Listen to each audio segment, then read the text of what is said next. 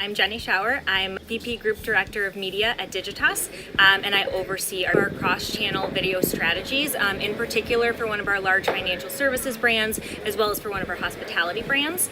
And so that's really about understanding what's happening in the industry and, really trying to push them forward in the right ways and push our publishers forward in spaces like innovation and measurement, and then also consulting across the agency on those same topics and really making sure that we're sharing our learnings across all of the brands as it relates to video. So I think what's really exciting about the digital video space right now is that we've sort of hit this critical turning point. I'm not going to call it the year of video because every year has been the year of video, but we have really hit that tipping point where consumers are flocking to digital video more than they ever have before, in some cases as an alternative to linear TV, which is something that definitely is a different and a change in the way that consumers are viewing video, and in turn that makes brands view it differently. So even brands that may have been skeptical of the digital video space are now turning to that in a really big way as well. And I think it's exciting because when you have this momentum in the industry, it actually helps us push innovation across the board because you have a lot of dollars invested there, you have a lot of key stakeholders, and we can really try to innovate in the space and really push it to evolve as much as it can.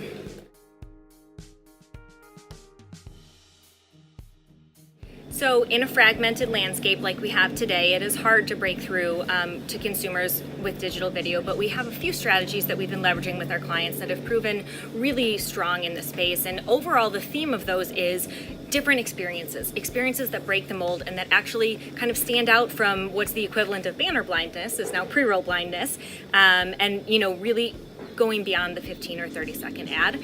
There's a couple of ways that we found this to work really well for our clients. The first one is telling a more robust story about your brand through sequential messaging. So as someone is viewing their content, you're actually giving them bits and pieces of your story throughout and kind of taking them on that journey. We've seen that work really well at pushing metrics like awareness and consideration because they're spending more time with your brand, learning more about it, and it's really helping move the needle on those metrics. One of the other things that we've had a lot of success with is choice-based experiences. So there's a couple ways this could come to life. It could be something like Hulu's ad selector, where you're actually giving them the choice to pick which experience or which ad is most relevant to them or they find most interesting, so inherently they're going to be more receptive to it. Another place that we found this to really excel in is value exchange. So something like TrueX, for example, where you can actually choose to have your regular commercial break or engage with a brand video for an extended period of time to get an ad-free experience. And we've seen really strong results from some of those choice-based models, not just in things like consideration and favorability, which makes sense, especially if you're giving them something free, they have the warm and fuzzies, but we've actually seen it drive significant lifts in engagement on advertiser sites as well. So you're actually getting them one step further than they probably would have gone before by giving them that opportunity to choose how they want to engage with your brand. So I think the biggest challenge for brands right now, big or small, is really proving the ROI of digital video. It's something that's been hard to quantify in general, but in particular when you think about video, it costs more to buy the space, it costs more to produce it, and brands really want to understand that it's helping to grow their business and not just something that's, kind of getting their awareness up because they're investing more and more money in it. They want to make sure that they're getting a return on that. The challenge has been, how do you prove that out? Because in theory, video isn't going to be that last touch before somebody converts or takes an action, but it's a really critical step in laying educational groundwork that's necessary to get them to that next stage. So probably the closest way that we can accomplish that now is multi-touch attribution, where we can actually show what the value of video was along that customer journey. But for a lot of brands, they're still struggling to get their MTA framework off the ground. So I think that's going to continue to be one of the biggest struggles that we need to show moving forward.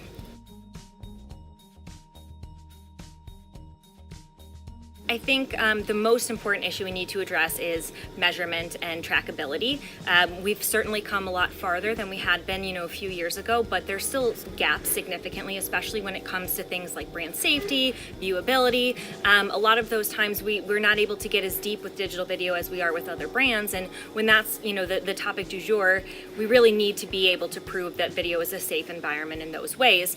And I also think that in terms of how we serve our ads, a lot of publishers are still requiring that they're the ones who serve it. So brands and advertisers have less control over what creative is out there, and that's something that's scary in today's climate, knowing that the intention is really on advertisers and marketers. So I think really establishing clear measurement and trackability guidelines is what's going to be very important.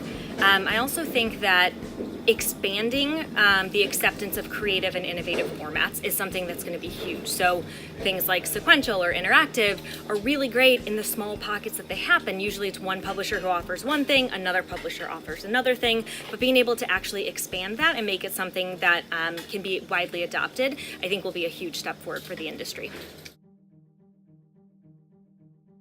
I decided to join the IAB Buyers Advisory Board because it's really an opportunity to have a seat at the table.